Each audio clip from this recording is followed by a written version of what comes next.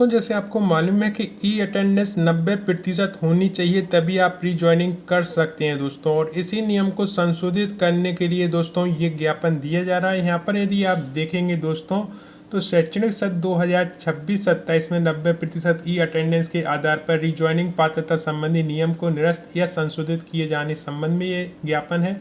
यहाँ पर आप देखेंगे दोस्तों, तो सविनय निवेदन है कि शैक्षणिक सत्र 2026-27 के लिए जारी किए गए उस नियम जिसमें केवल 90% या उससे अधिक ई अटेंडेंस वाले अतिथि शिक्षकों ही सत्र 2026-27 में रीजॉइनिंग हेतु पात्र माना गया है, पर पुनर्विचार किया जाए।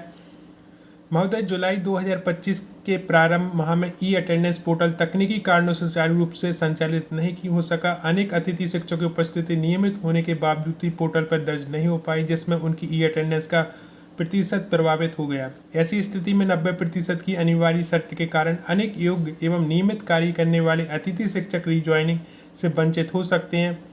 अतः आपसे विनम्र अनुरोध है कि न्याय हित एवं अतिथि शिक्षक हितों को ध्यान में रखते हुए नियम को निरस्त अथवा संशोधित किया जाए।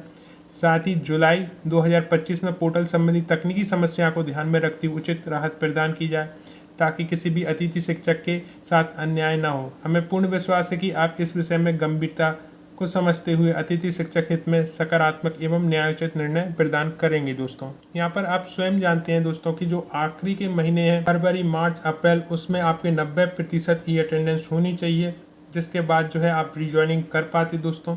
वैसे भाई बहनों ने यहाँ पर ये भी कहा है दोस्तों कि ऑफलाइन उनकी जो रजिस्टर पर हाजिरी है वो 90% या उससे अधिक है, लेकिन ऑनलाइन जब उन्होंने ई अटेंडेंस लगाई तो किसी न किसी कारण से वो उस समय नहीं लग पाई। इसके कारण वो रीजॉइनिंग का जो ऑप्शन आना चाहिए वो नहीं आ रहा है उनके पोर्टल पर। तो ये दोस्तों मांग की जा रही है। इस विषय में आप क्या सोचते हैं? कमेंट बॉक्स में अपनी राय जरूर रखें दोस्तों, क्योंकि आपकी राय बहुत कीमती है।